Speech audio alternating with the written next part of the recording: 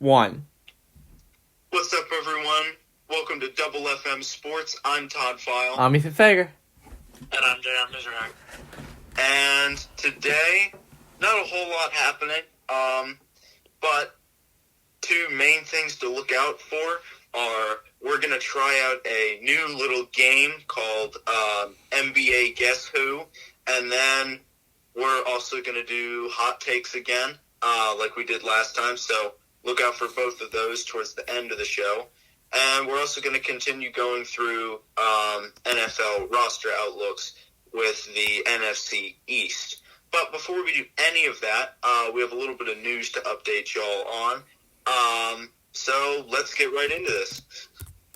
Well, we started with players being arrested, or not arrested, but having warrants out for last podcast. Since then, DeAndre Baker and Quinn Dunbar have both been placed into custody. I'm pretty sure both of them gave themselves up, but they are not the only players to be arrested in the past week. I've seen Cody Latimer of the Redskins, formerly of the Giants, Ed Oliver, former top 10 pick of the Bills, and I also saw last night there was a Packers guy who was arrested. What do you guys think about all these football players? You know, they have their life made with all this contract money, and they're going out and getting arrested. Well, I guess it's like, football players do get arrested. This is very weird that we've seen, 5 get arrested in, the last week. I don't know what's going on, but, I guess what you could say is that everyone's kind of getting a little wary, after being stuck in quarantine, so some people's minds might be going berserk right now, so you never know. It just depends. Yeah, this is one of those, I think, weird circumstances where, I don't know if we're ever really going to know why 5 NFL players got arrested in the span of about a week, but, there's definitely implications, not only in the NFL, but also, these are normal people who now have their lives grossly misshapen because of their own actions. So, it'll be interesting to see how this develops even further, especially given some of the high-profile names here. DeAndre Baker was, a top 10 pick in last year's draft and was looking to be a starting corner for the Giants this year. And, Ed Oliver is a key piece in that Bills D-line. And even Quentin Dunbar has made it to Pro Bowls, if I'm not mistaken. So it'll be interesting to see what happens to their respective teams. Yeah, I know they have been arrested, but I don't think any of them have been, prosecuted and actually found guilty of their crimes. So technically, all 5 of them could just, the charges could be dropped or whatever it is. We know that's not going to happen for Dunbar and Baker, though. Probably not. Now, I do know that people are saying that Dunbar might not have even had a gun during the robbery. So for him, it might look a little bit better because he might not have armed robbery. But, the NFL hasn't issued what they're going to do. They said they'll look into it and put a statement out in the coming weeks. I'm sure that'll happen for all 5 players, not just the 2. But, yeah, like you guys said, it's kind of an interesting situation. I don't think we're ever going to understand exactly why so many players this week just went out and did something stupid.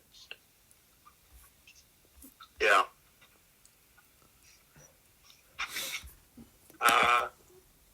We'll move on to the fact that sports are back.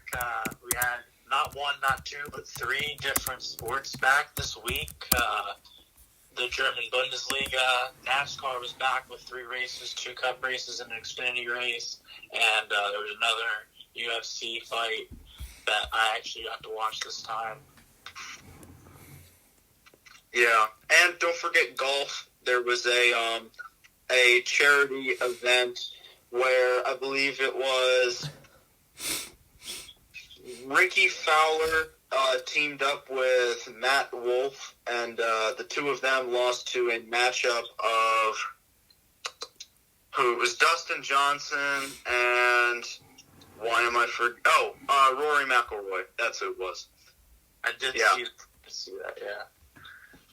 Raised over $5 million for COVID-19 relief. So kudos to them. Yeah, it's definitely great seeing all these high-profile athletes doing things and raising money for a good cause. Yeah. Now, how do we feel about having sports back? I mean, I know UFC had something out 2 weeks ago, but really, this is the first week we've had in about two and a half months of. No, probably just 2, but this is the first time we've had live sports in 2 months. I know I was definitely excited when I saw Dortmund was playing. I watched the whole game with them. I watched the whole Bayern game. I watched UFC. I watched the NASCAR race. I mean, I was glued to the TV this week with sports. Well, what I will say is this is a good sign of things to come, hopefully. However, I guess, what I will say is that all of the leagues that still haven't opened yet are going to make sure it's opened as safe as possible. So a lot of these leagues probably won't open until, June or July, if they do, to finish out their seasons. So we might still have a little while to wait until, the majority of sports comes back. Yeah, now, I did hear, I saw the rumor is, specifically for us in the state of Pennsylvania, because our stay-at-home order kind of thing lifts on the 4th of June, that voluntary practices for Penn State football is looking to start the day after on June 5th, which is at least a good sign for sports fans that the teams are going to be able to get together and start practicing if they feel like obviously they're not forcing people to come to practice because if you don't want to get sick, the best way to do it is to stay home. But at least they'll be able to get together and practice, and that's at least a good sign for us college football fans. I feel like. Yeah, English Premier League is also starting to do some of the same things as far as practicing. Some of the league, or not the league, but the team representatives voted on. I'm not sure if it was voluntary or not, but small group practices for teams. So that's starting to get back in motion there. Yeah, I mean, I'm excited for sports to get back into full swing. It's been a while since we've had live sports, but I'm really waiting for the big stuff to come back, like NBA, NHL, that kind of stuff. I mean, I'm not the biggest hockey fan, but even so, that's still something that needs to come back. And NBA, of course, this was looking like it was going to be an awesome finish to the season. So, definitely something to look forward there. But I will say, if maybe in what you've heard, at least so far, we haven't talked about your favorite league, then head on over to our website, because as of tomorrow, which will be Saturday, my article, which will be part of a new initiative that we're doing on our website, will be put up, as well as JL and Ethan's. We're starting weekly columns now. And so for one of the things that I'm doing for my column is what sports are now back and when can you expect others back. So maybe we didn't say something that you want to know more about, head on over there and hopefully you can find it right there. Todd, you're getting that plug in for your article. I like it. Yeah. I mean, I didn't just plug for me, I plugged for you too, so. That is true. I do appreciate that. I know that there was one small, okay, I don't know if it was small, but Actually, now that I think about it, there is two pieces of news that come out of college basketball. Five-star point guard Christian Lander, who is committed to Indiana, announced that he will be reclassifying from the 2021 class to the 2020 class, meaning that pretty much he'll be in college next year. So I'm not saying Indiana's going to be great, but it's definitely a boost for them and their team next year. They weren't bad this year. You had a five-star point guard. You'd expect good things. And then also another high-profile high school athlete. Now he's no longer in high school, and most people probably know him from when he was in high school. Ethan, I know you like him. I'm pretty sure at least Mac McClung, the former Georgetown guard, declared for the draft and then pulled his name out and announced he was transferring. I don't believe he has yet, but he is within the next 24 hours releasing his top 7 schools for where he's going to transfer from. I know there was a graphic put out about him going to like Texas Tech, Auburn, BYU, just to name a few schools that I think he's looking at, but that's pretty big because I know Mac McClung was a super high-rated prospect out of high school. Yeah. I think he's got his, like, top 10 out right now, and, like, yeah, some of the teams in there are pretty good. I would like to see him go to I want to see him go to BYU because, well, no. Oh, do they have who did BYU keep from last year? Honestly, I don't know, to be honest. I'm pretty sure everybody graduated. Oh. I at least know of. Darn it, then never mind. Oh, I don't know that. Well, they brought in Matt Harms out of Purdue, like, that's true. Weeks ago. I don't know. I want to see him. Ethan, I know you don't like this, but I've heard that there are rumors that UNC has a scholarship left, and they could offer up to Mac McClung. God. So I personally would like to see that, just because I think it'd be cool to see Mac McClung on the ACC stage in a big-name team like UNC. But Ethan, I know that doesn't. Well, one of his top 10 teams, speaking of, is Wake Forest right now. I'm going to be honest, I don't see him going to Wake Forest. If he's transferring from Georgetown and he's getting playing time, he's probably going to go to a bigger school, is my opinion. Yeah, that's true. Yeah, I mean, really, him going to Wake Forest would be like someone requesting a trade to, I don't know, the New York Jets. Yeah. I mean, not to mention, I'm pretty sure, maybe I'm screwing this up, but Danny Manning was formerly the coach of Wake Forest, and I don't think it was worded as fired, but he was pretty much fired. You know, they parted, they ended terms as head coach, so I don't know why Mac McClung, a guy going into his junior season, probably the prime of his college career, I don't know why he would transfer to a team that doesn't even have a coach that's, been there for over a year. Yeah. I'm actually gonna just little tidbit here on UNC. I also would not necessarily I'm indifferent really as to where Mac McClung goes, but I think it would be interesting to see him in a rebuilding UNC team. I think it would also even UVA would be interesting because UVA fits into the same kind of profile as UNC. You've got two generally historically good teams, at least in the past 5 to 10 years for sure, and they're both kind of in a rebuilding stage right now. So it would be interesting to see Mac McClung in either one of those settings. Yeah.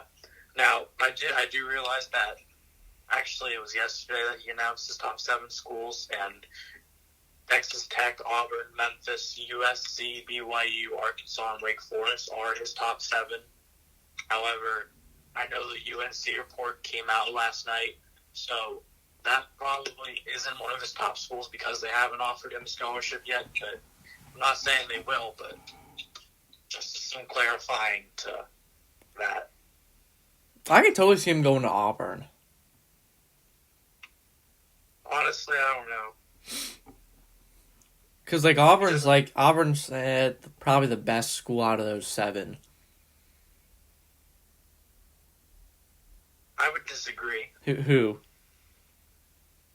Texas Tech Texas Tech didn't have a good year last year, though. they were all right.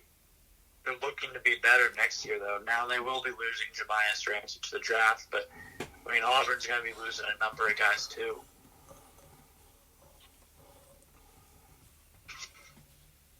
I don't know. We'll see. We'll see where he goes in the next coming weeks, I'm sure. Yeah, we'll keep you updated there. All right. After a long news segment, do we want to move on to something else? Roster outlooks? Yeah, let's do it. Do you want to do our roster outlooks now, or do we want to play the game? No, let's do roster outlooks now. And then we'll take a break. All right. So are we gonna do the same tactic, I guess, as last week, where we each take a team and then we go to the Redskins. Can I have the Cowboys as a son of a Cowboys fan? I'll take the Eagles. Todd, you can have the Giants because you used to like them. Yup, and then we'll all just chow down on the Redskins. Yeah. I like that idea. Wait, so who goes first? Me. Eagles. Okay. As the best team in the NFC East. I don't know. Record. It's debatable. But looking at the Eagles, obviously Carson Wentz obviously picked up Jalen Hurts as a surprising move in the draft, but Carson Wentz is a solid quarterback, very good. Running backs, Boston Scott had a very he showed a lot of potential last year. You also have Miles Sanders, who had a solid rookie. He was a rookie last year, right? I think, I'm going to be honest, dude, I've never heard of Boston Scott. Really? I've literally never heard about him, but that's probably because I refuse to watch the Eagles. He's Don't good. worry, Ethan. I know who Boston Scott is. It's not you. Okay, cool. Yeah, and then Miles Sanders had a good showing last year too, and they're both very young, so that's pretty good. Wide receivers, obviously Alshon Jeffrey and Deshaun Jackson both have injury problems right now, so we'll see if that gets fixed. They picked up Marquise Goodwin, they traded for Marquise Goodwin with San Francisco, and they also drafted Jalen Reagor. Can I point something out? What? I know this is your segment, but I'm looking at the roster on ESPN. They have former Arizona quarterback Khalil Tate listed as a wide receiver. So I just thought that was a little interesting. Oh yeah, I do see that. I wasn't sure if you were going to recognize who he was if he wasn't listed as a quarterback. So tight end, you have Zach Ertz, who is obviously one of the best, and then you have a good backup, Dallas Goedert. That's a very ironic name, Dallas, but yeah.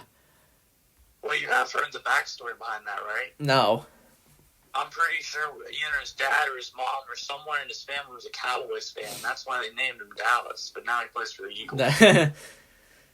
All right, so moving on to the O-line. O-line's actually pretty good, especially on the right side. Center Jason Kelsey, one of the best in the league.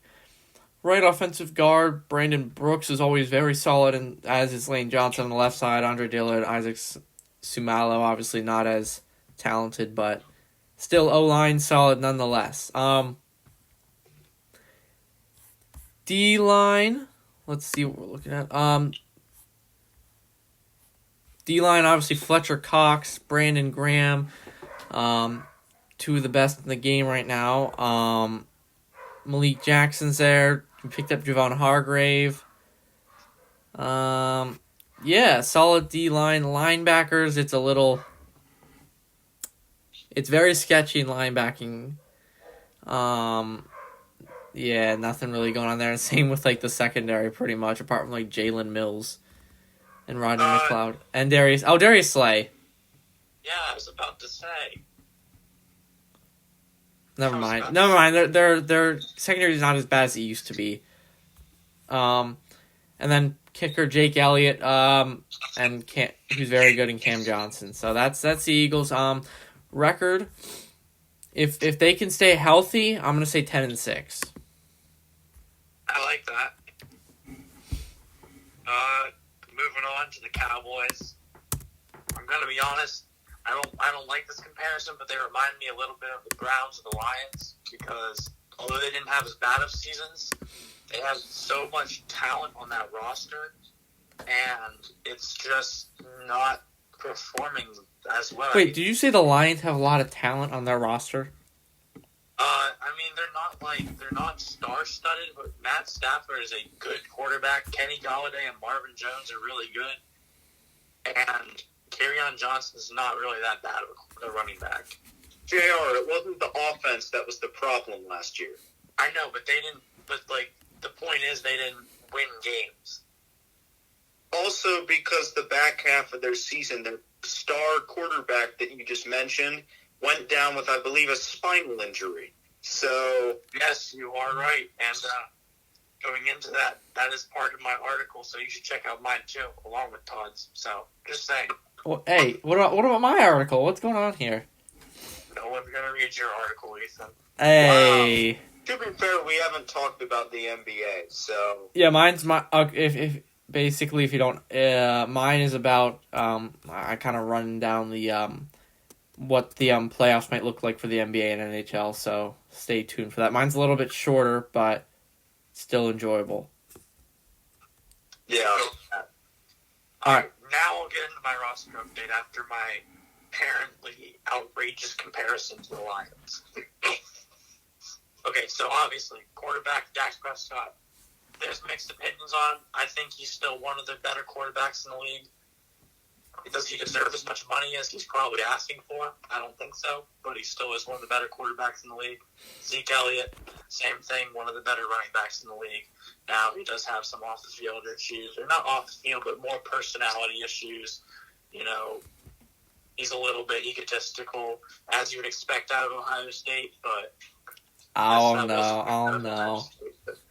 But he's a very solid running back. Hey, There's we no doubt. said we wouldn't insult other colleges, JR. Hey, it's my opinion, and I'm pretty sure it's like 60% of the country that would agree with me, so... Well, because everyone hates Ohio State unless you're a fan of them. Hey, well, I'm a Michigan State fan, so I have every right to hate Ohio State. That's true. I just don't like them either, but I'm not roasting them. Now, obviously, wide receiving core, one of the better three-headed monsters, I'd say, and they're all decently young, actually, and Amari Cooper, Michael Gallup, and CeeDee Lamb. Look out, Dak Prescott's got not only two weapons this year, but he has three at the wide receivers position, so that should definitely be fun to look at. Tight end, they did lose Jason Witten, but they had Jason Witten. They didn't have Jason Witten 2 seasons ago, and they performed all right. So I don't think that's too much of a problem, I guess. Offensive line, like the Eagles, one of the better ones in the league, although they did lose. Who was it? Zach Martin? No, not Zach Martin. Who retired? Yeah, Zach Martin. Well, ESPN, you better get your game together because Zach Martin's still on the roster. I'm pretty sure he retired, right? I think that's who that was, but he's Wait, still or on the was it roster. Travis Frederick? It might have been Travis. No, it was Travis Frederick, I think. Okay, yeah. So they still have Zach Martin. They still got Tyron Smith, two of the better offensive linemen. Lyle Collins is a good tackle. Obviously, like I said, losing Travis Frederick's pretty big because he's one of the better centers in the league. But their offensive line is still star-studded with two guys who make the Pro Bowl just about every year for the NFC. The defense, a little bit shaky compared to last year. They did lose Byron Jones at cornerback, but it's still a solid defense. Nothing insanely good. Well, hold on. The D-line is insanely good. It's insanely good. Yeah, they got DeMarcus Lawrence, Donatari Poe, Gerald McCoy, Neville Gallimore. Who is Neville Gallimore? He was Who is Neville? he was their third-round pick out of Oklahoma. You said that's very good. He's a third-round pick out of Oklahoma. I haven't seen him play a down of football in my life. No, but they did pick up Gerald McCoy, and they do. I mean, no offense to Neville Gallimore. I'm sure he'll be a great D tackle in like 5 years, but I just don't know. Yeah, okay, fair. And again, also no offense to Gerald McCoy and Dontae Poe, but they are, hitting 30 and over 30, so they are kind of out of their prime. Not that they won't play good, but to me, that's not star-studded defensive line like guys like Aaron Donald and Fletcher Cox.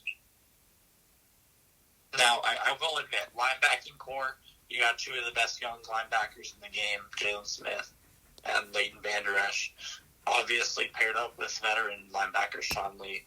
So the linebacking core is actually pretty good, but I mean, the secondary's all right. Xavier Woods is a promising young prospect at safety. Obviously, they drafted Trevon Diggs. Ethan, you're probably happy I'm mentioning an Alabama player. Chidobe Awuzie played all right last year. I'm pretty sure Anthony Brown played some bit last year. Maybe not. I guess I'm thinking of another guy. But, yeah, they have a solid... Whoa. You missed someone. Who did I miss? Clinton Dix. I'm going to be honest, he played a few good years with the Packers, and ever since he left the Packers, he was not good. Not great. Good player, just... I don't know. But, remember, he is with Mike McCarthy again, so... That is true. Watch out for that. And then, obviously, special teams. They've got two solid kickers. Wait. Greg Zerloin's on the Cowboys. I forgot about that. Yeah. And then Kai Forbath, formerly of the Vikings, I want to say. Yeah, no, don't call Kai Forbath a solid kicker. Yeah, now that I think about his history with the Vikings, it was... Never mind. I don't see Greg Zuerlein losing that kicking battle. I just don't. Yeah, I definitely don't either. All right, I'm done with the Cowboys. They're definitely a solid team. Look for a solid. I go 10-6 like Ethan said with the Eagles. Before I get into the Giants, one more thing on the Cowboys. You mentioned them losing Jason Witten, but you didn't mention who their tight end is going to be this year, and that is Blake Jarwin. And I am actually really high on this guy because I've seen flashes of what he can be when he's not sitting behind Jason Witten. And I see him as an athletic, pass-catching tight end, like I'd say maybe Zach Ertz. Maybe a little smaller, but I'm not sure. Either way, I'd say without Jason Witten taking the spot above him, look for him to have a breakout year. Okay, I'm going to be honest. I saw his name and I thought he was good, but then I was like, hold on, maybe I'm just thinking I like his name, and I couldn't remember how he's played, to be 100% honest. So thank you for bringing that up, because I would not have brought that up otherwise because of the fact that I like his name. All right, so that's a big reason. I guess we'll move on to the Giants here. Unlike the two rosters beforehand, quite a few problems here. I mean, at quarterback, you've got Daniel Jones, one of the up-and-coming prospects in the league at the position. I don't see a whole lot of problems there. Sitting behind him, you have Colt McCoy, who is a decent backup. Yeah. Running back, you're pretty much set with Saquon Barkley, as well as they now have Dion Lewis, the former Patriot and Titan. And sitting behind them, you have perennial Giants bench players like Wayne Gallman and Jonathan Hilliman, but they shouldn't factor in too much unless Saquon goes down again like last year. Wide receiver, you have Golden Tate, and Sterling Shepard, as well as Darius Slayton, who had a pretty good rookie year last year, so look for him to improve upon that, as well as Cody Core and Corey Coleman and a bunch of other guys that don't get a whole lot of press. But for the most part, the nucleus of that of that wide receiver core is going to be Slayton, Tate, and Shepard. Not the strongest wide receiver core ever, but I mean, they could potentially do some damage to opposing defenses. Tight end, they have Evan Ingram, who plays more or less like a big wide receiver. And, I mean, after that, it gets a little cloudy. You've got Caden Smith, as well as Levi and Toilolo, both guys who were formerly of the 49ers. I don't see either of them making a whole lot of an impact unless the Giants do a little bit more of a two tight end set. But really, your tight end for the New York Giants is going to be Evan Ingram. O-line, again, decent O-line, but most certainly not the best in the league. I mean, at left tackle, you've got Nate Solder. You also have Will Hernandez at guard, Spencer Pulley at center, Kevin Zeitler at on the other side at guard, and they drafted Andrew Thomas at right tackle. Not sure how Andrew Thomas is going to do. I mean, going back to the draft, we were all really surprised that he went as high as he did. Not me. I put him there. Except for JR, but I put him there for my mock draft. Anyway, so it'll be interesting to see how well he does that. Before I continue, breaking news. Ethan, I'm sorry to break this to you, but Hall of Fame Utah Jazz coach Jerry Sloan has died. Oh, no. You didn't even know who that was, did you? Yes, I did. Of course I knew who that was. He definitely did. Yes, he was the guy that coached the Jazz in the 80s and 90s when we were good. Oh, no kidding. He coached the Jazz. He just said he was a Jazz coach. Oh, no, Anyway. I like... He's in the Hall of Fame, so yeah, of course I like him. Okay, but just because he's not... Never mind. I'm just going to Todd keep going with this roster outlook. Yeah. So, after that little interruption there, other than that, that's pretty much what the offense is going to be this year. Not the best, probably not in the better half of the league, but who knows. Defense, I don't hate this defense, but I like the front seven a lot more than the secondary. I mean, at defensive end, you have Leonard Williams, a one-time Pro Bowler, and Dexter Lawrence, who is kind of an up-and-comer at the position. Nose tackle is Dalvin Tomlinson, who I've never heard of.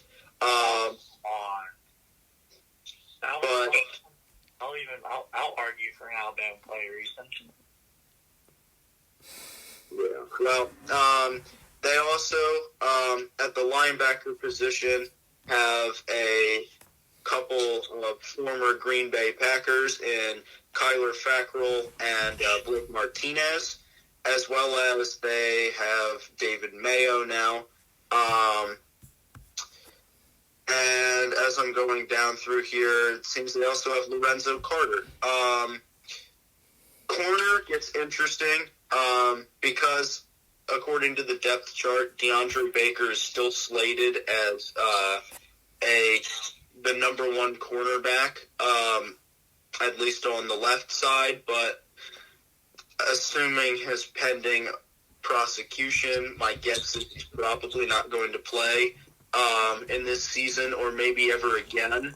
So after him on the depth chart comes Sam Beal, and it'll be interesting to see how he plays. But the other cornerback is James Bradbury from Carolina. And behind him, you also have Corey Ballantyne. And then at safety, Jabril Peppers at strong safety, and Julian Love at free safety. Yeah, not the most star-studded defense, but maybe it'll be like the Dolphins' no-name defense, and we'll see there. Special teams, your punter is Riley Dixon, formerly of the Denver Broncos, and your place kicker is, of course, Aldrick Rosas, the man mountain who is like over 6 feet tall and definitely should not be playing kicker, but is. I would agree with that. I guess the Redskins? the second worst team in the league. Hey, I want to be honest. Oh, What? I just remembered I forgot to give a prediction for record. But for the Giants, I don't know. I'm gonna go something like 5-11, maybe somewhere in that ballpark. That's tough. Ouch. Moving on to the final team in the East, obviously the Washington Redskins. So I guess we can just go in numerical order. So Hold on, I want to know what you were yelling at me about. I don't think they're the second. Well, they're not going to be the second worst team in the league this year. The Redskins? Yeah. I think they have the potential to be. I was referring to last year, though. Oh, okay. Overall. All right, so I'll start with quarterback. Then I don't know who can ever do running back. Obviously quarterback, Dwayne Haskins. Shown signs of potential, but needs a strong year if he wants to be slated as their maybe long-term guy. And then backup Kyle Allen, who played with Carolina in lieu of Cam Newton's injury. My roster shows Alex Smith on here, but obviously I know that's not the case anymore. So I mean, still part of the team. I just don't think he'll ever play again. yeah. They'll probably do something with how the Steelers handle Shazier, how he had one of those career-ending injuries, and it's just kind of they'll give him a roster spot. Yeah. Well, who wants to do running backs? I can. If JR, you want to. No, go ahead for it. I'll do the wide receiver core. Okay. Running back here. This one bothers me. Sorry, ESPN, but I think your depth chart is just wrong. You've got Darius Geis as the starter, which I completely disagree with. I think you got to stick with Adrian Peterson.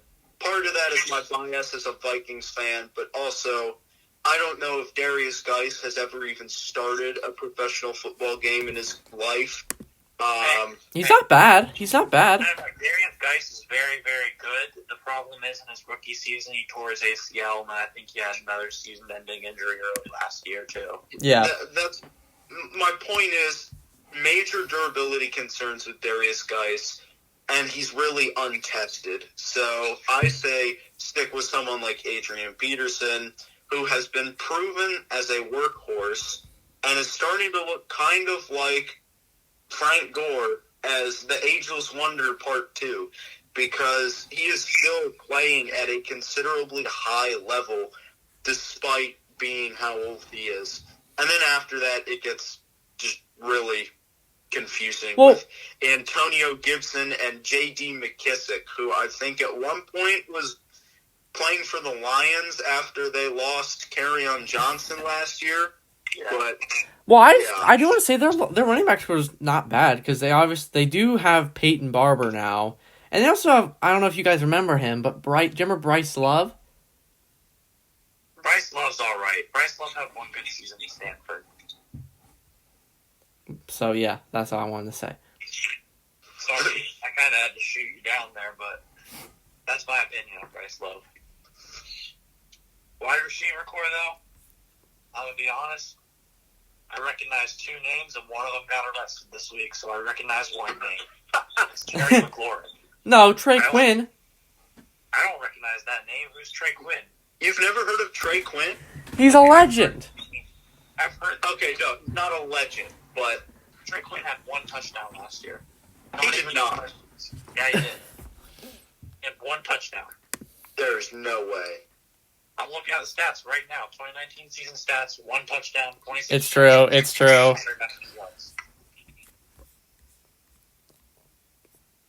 Okay, back to what I was saying, though. Terry McLaurin is the only legitimate wide receiver threat I see on this team. That's fact. They need to up that wide receiver core. They wonder why Dwayne Haskins struggled last year. Look no further than the fact that there is no wide receiver depth. Well, that's not the only reason why he struggled, but oh yeah, that's true. But I mean, it's a part of it. Yeah. Well, tight ends, obviously. Jordan Reed, who has proven himself to be one of the better tight ends in the league, but obviously with Jordan Reed, you get a ton of injuries. So, Hold on, wait. Jordan Reed is still on this team. I don't see him on ESPN app roster. wait, I what? don't either. Wait, what? He's on my roster. Where'd he go? Sure. I literally forgot Jordan Reed existed.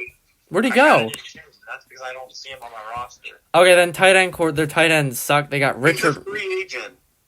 That's why. Oh no, they do have Jr. You're very high in this guy. They do have Thaddeus Moss, Dude, of course I'm high on this guy. It's Randy Moss's son. and they also have Richard Rodgers and Jeremy Sprinkle. Lions fans, I'm sorry about even saying that name. Yeah. Richard Rodgers is the guy who caught the Hail Mary to beat the Lions. So O-line. O-line, this could get interesting. I don't recognize a whole lot of these guys. Garon Christian Sr., Wes Schweitzer, I do kind of recognize. I feel like, man, these guys have really hard to pronounce names. Dang it. Chase Roulier, I probably butchered that. I'm sorry, Chase.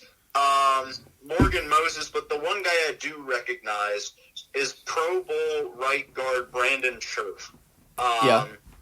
I really see him as the cornerstone of that offensive line, but yeah, I think they're going to need some help this year. Yeah, I agree with that. Defensive line, no. Defensive line looks pretty nice. Not going to lie, they got three young prospects that at least played ball at the college level and hopefully can continue to play well at the pro level. Montez Sweat, he was a rookie last year out of Mississippi State. I think he had a pretty solid season, but for him to play good off the edge, obviously he's got a good partner in crime and number 2 overall pick, Chase Young, who is an absolute freak of nature off the defensive line. He literally picks offensive linemen up and throws them away and hits the quarterback at least a few times a game. So the defensive edge at least looks pretty good. And then you got a guy like Deron Payne, Matt Ioannidis, who are solid defensive tackles. Not great, but they're both still under 27, so they haven't hit their prime yet. Yeah. All right, for linebackers, Whoa, hold up. Before we move on to linebacker, JR, you neglected one of the biggest names on that defensive line. Ryan Kerrigan, the 4-time Pro Bowler. I was leaving him to Ethan because I consider him an edge rusher off the linebacking core, but that's just me. On my depth chart, he's listed as a DN, so... Yeah, he is listed as that on mine too, but I consider him an edge rusher because I know he played linebacker for a good part of his career. So, I was just about to mention Ryan Kerrigan, but now that was ruined. Thanks, Todd. Sorry. No, I'm joking. Linebackers, obviously Thomas Davis has had a very good career. John Bostic, you have a good veteran in Kevin Pierre-Louis, so not bad. Ethan. Huh. You are missing a big linebacker, dude. Oh. Out of Alabama, Reuben Foster. Doesn't show he's on my thing here. As far as I'm concerned, he's still with the Redskins. Well, I think he is. Let me look. It doesn't show it on my... And just for reference, I'm using Yahoo Sports roster, so whoever runs the Yahoo Sports... Yeah, it still says he's with the Redskins. Whoever runs the Yahoo Sports football roster, You're wrong. It's just you, dude. You messed up Jordan Reed, and now you messed up Reuben Foster. Yeah. I will say at linebacker, one of the best names ever, Sean Dion Hamilton. I like that. I do like that. Shoot. Who's going to take corners? I don't care. I can do it again. Oh, no. You wait your turn, sir. You just went. Go for it, JR. All right, so cornerback, not bad. I see guys like Kendall Fuller and Ronald Darby who are solid cornerbacks. I recognize the name Fabian Moreau, but I don't know if that's a good thing. because I don't recognize him as a star player, but it's a solid cornerback core. I don't know who will be cornerback number 3, but they're at least somewhat good. I'll give them that. Yeah, I feel like the only reason that you recognize the name Moreau is because of Foster Moreau, the Raiders tight end. That might be it. Fabian Moreau's on my Mad Mobile team. Is like he's got a really good card. Ethan, be quiet. I don't want to hear about your Madden Mobile Wait, team. how's your Mad Mobile team doing, JR? Ethan, we don't talk about that. Hey, Anyway, before we move on, I just want to say we are 45 minutes in. Hey, it's going to be a long, good one then. This will be our quarantine classic. Oh, God. exactly. All right. We'll speed through the rest of this roster as we finish it up. Free safety, really all you need to know is, I haven't heard of this guy, but Troy Apka, again, me with the weird names, I probably butchered that, I'm sorry, Troy. But then, the other safety that you really need to know, Landon Collins, former, I believe, All-Pro from the Giants. This past year was his first year with the Redskins. Yeah, and then special teams. Not a whole lot going on there other than place kicker Dustin Hopkins and Pro Bowl punter Tressway. Nice. All right, predictions for the Redskins this year. 4-12. I don't think they do worse A little than. generous, but yeah. I don't think they'll do worse than the Giants. I do. I don't. I do. I'm gonna say 6-10. That's adventurous. That's generous, dude. All right. Yeah.